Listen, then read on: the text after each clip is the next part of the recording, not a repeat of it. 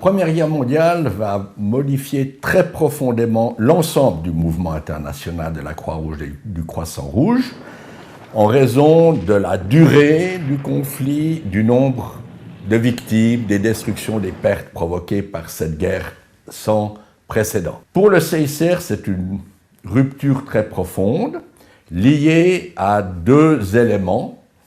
D'une part, l'extension de son champ d'activité. Le CICR avait été constitué pour venir en aide aux blessés, et c'était aux blessés de guerre. Cela valait d'ailleurs pour l'ensemble du mouvement international, de la Croix-Rouge et du Croissant-Rouge, même si les sociétés nationales, elles, avaient pris l'habitude de développer également leurs activités en temps de paix, dans des domaines tels que la formation du personnel médical, la lutte contre les épidémies. Par une résolution adoptée en 1912 à la conférence de Washington, la Croix-Rouge décide de s'intéresser également au sort des prisonniers de guerre. Même si une résolution n'est pas obligatoire pour les États, ça donnait en tout cas une base d'action. Sur cette base d'action, le CICR décide dès le début des combats, en août 1914, d'intervenir pour la protection des prisonniers de guerre. Le CICR annonce l'ouverture de l'Agence internationale des prisonniers de guerre. Donc un bureau qui avait pour objectif de centraliser les informations sur les prisonniers de guerre afin de pouvoir renseigner les familles. Lors des guerres antérieures, quand un homme était capturé, il avait le plus souvent aucun moyen de dire à sa famille « je suis vivant, je suis détenu à tel endroit, est-ce que vous pourriez m'écrire, est-ce que vous pourriez m'envoyer ?» des lettres. Et les familles, si un homme était annoncé comme disparu, ne pouvaient savoir si cet homme était mort au combat ou s'il était en captivité chez l'ennemi.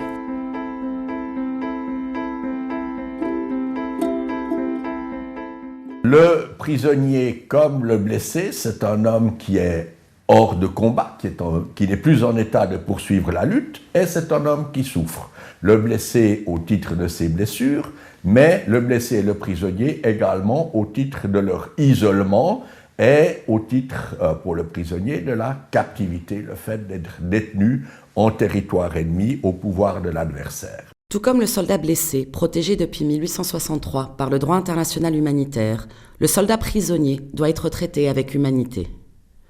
Juste après la bataille de la Marne en septembre 1914, le CICR comprend que la guerre va durer. Par conséquent, la captivité pour des millions de soldats s'annonce longue.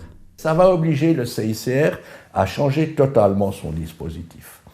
L'agence va prendre un développement gigantesque parce que les familles allemandes, les familles françaises, les familles britanniques sont alertées sur le fait qu'il existe un bureau à Genève auquel on peut s'adresser pour essayer d'obtenir des nouvelles. Et le CICR va faire des démarches auprès des belligérants pour obtenir les listes des captifs qu'il va recevoir, centraliser ces listes, convertir les listes en cartes selon un système de classement alphabético-numérique très complexe mais très efficace, de façon à pouvoir ensuite rejoindre en quelque sorte la demande qui vient d'une famille avec l'information reçue de la puissance détentrice et pouvoir répondre aux familles, oui, votre fils est vivant, oui, il se trouve dans tel et tel camp de prisonniers à tel et tel endroit, voici son adresse, vous pouvez lui écrire, vous pouvez lui envoyer des secours.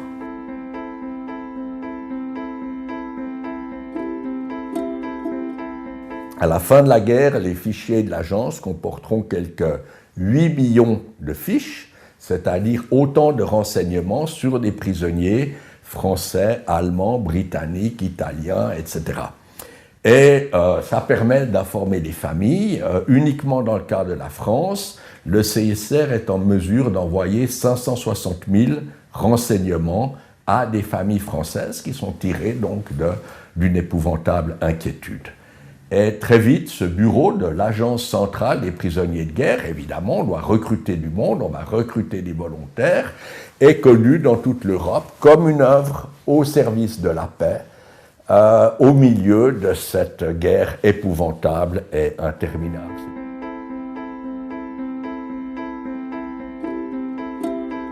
Le CICR se rend compte qu'il ne peut pas se contenter de ce travail remarquable et très important d'acheminement du courrier entre les prisonniers et leurs familles. Parce que lorsqu'éclatent les hostilités, le régime des prisonniers de guerre est régi par le règlement annexé à la 4e Convention de La Haye, et ce règlement pose uniquement des principes très généraux. Par exemple, le principe qu'en ce qui concerne le logement, l'habillement, la nourriture, etc., les prisonniers de guerre seront traités selon le standard national, c'est-à-dire recevront le même type de logement, d'habillement, de nourriture que les soldats de la puissance détentrice. Or, les pratiques sont très différentes. Dans un pays X, les soldats reçoivent 2 couvertures. Dans le pays Y, ils en reçoivent une seule, parce que les couvertures du pays Y étaient plus épaisses et qu'une couverture suffisait. Mais évidemment, lorsque les soldats du premier pays, lorsque le gouvernement du pays X découvre que ces prisonniers chez l'ennemi ne reçoivent qu'une seule couverture, alors que leurs prisonniers en ont 2, ils vont dire « c'est scandaleux, nous appliquons des représailles, donc on va retirer la 2e couverture ». Et les hommes vont commencer à grelotter. Et l'autre pays dira « comment on applique des représailles contre nos prisonniers? Nous allons retirer aussi une couverture ». Et ils vont se retrouver sans aucune couverture, etc. Même chose pour la solde, même chose pour la nourriture.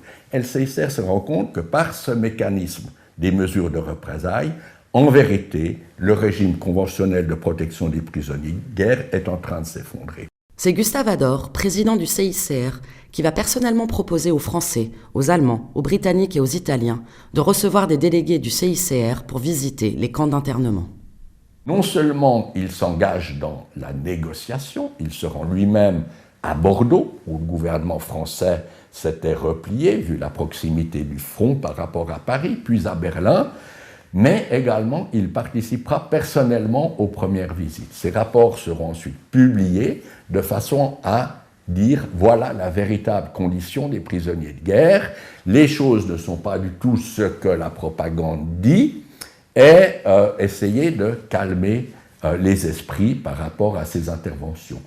Et ensuite, le CICR étendra ses offres de services, ira visiter également les prisonniers allemands en Angleterre, les prisonniers autrichiens en Italie, italiens en Autriche, y compris la Russie, y compris même l'envoi de missions au Japon, puisque le Japon est entré en guerre aux côtés de l'Entente. Et c'est véritablement ça aussi qui amène le CICR, rapidement après la fin de la Première Guerre mondiale, de proposer l'adoption d'une convention beaucoup plus élaborée que n'était le règlement de La Haye de 1907 pour la protection des prisonniers de guerre, et ce sera le point de départ de la Convention de 1929, qui sera la base de la protection des prisonniers de guerre tout au long de la Deuxième Guerre mondiale, puis la Troisième Convention de Genève de 1949.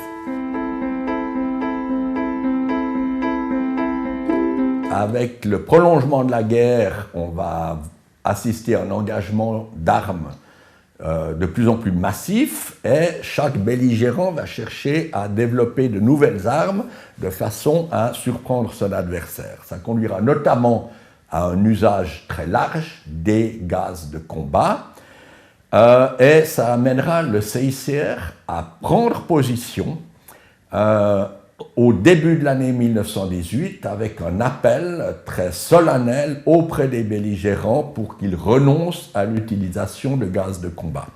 Malheureusement, cet appel ne sera pas suivi, donc ça n'entravera pas l'utilisation des armes de combat jusqu'à la fin de la guerre de 1914-1918. En revanche, le fait que le CICR ait lancé cet appel pendant la guerre jouera un rôle important lors de la première conférence du désarmement, où le CICR soulèvera la question de l'utilisation des armes chimiques, et cette intervention amènera l'adoption du protocole de Genève de 1925,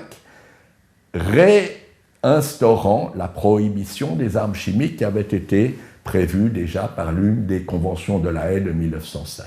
Le premier conflit mondial voit également l'apparition d'autres méthodes de combat, comme l'artillerie aveugle incarnée par la grosse Bertha, qui tirait à plus de 100 km de distance, ou encore les premiers bombardements aériens. C'est pratiquement le premier conflit où il y a eu l'utilisation, et sur une échelle croissante tout au long des hostilités, de l'arme aérienne, même si l'arme aérienne apparaît la toute première fois, c'est en 1911, lors de la guerre entre l'Italie et l'Empire ottoman. Mais c'est véritablement pendant la Première Guerre mondiale qu'on assiste au début de l'aviation de guerre, et notamment de l'aviation de bombardement, avec la tentation d'aller bombarder les localités de l'arrière. Le CICR s'est préoccupé de cet enjeu, a discuté d'un éventuel appel contre les bombardements aériens, a donné la priorité à la démarche contre les armes chimiques, et puis finalement la guerre a pris fin avant que l'appel sur les bombardements ait été lancé, et c'est à l'occasion de la guerre d'Espagne, à l'occasion du conflit sino-japonais de 1937, que le CICR va lancer les premiers appels contre les bombardements aériens. Alors le CICR est en liaison très étroite avec les sociétés nationales, mais les sociétés nationales de Croix-Rouge, elles sont totalement absorbées par leurs tâches nationales. Et donc le CICR, évidemment, la Croix-Rouge française, eh bien, elle est immensément mobilisée par l'assistance qu'elle doit fournir aux services de santé de l'armée française qui sont confrontés à un nombre gigantesque de blessés auxquels une assistance médicale doit être donnée. Il en va de même en Allemagne. La Croix-Rouge française va également s'occuper de soutenir les familles des soldats décédés et les familles des soldats tombés en captivité. Mais tout ça, ce sont des tâches nationales, et le CICR va s'imposer véritablement comme le pivot, comme l'intermédiaire neutre entre une Croix-Rouge française, une Croix-Rouge allemande, une Croix-Rouge britannique et une Croix-Rouge allemande, une Croix-Rouge italienne et une Croix-Rouge autrichienne, et également entre les gouvernements. Et ce rôle d'intermédiaire neutre qui apparaît dès la guerre franco-allemande de 1870-1871 va connaître une gigantesque expansion durant la Première Guerre mondiale.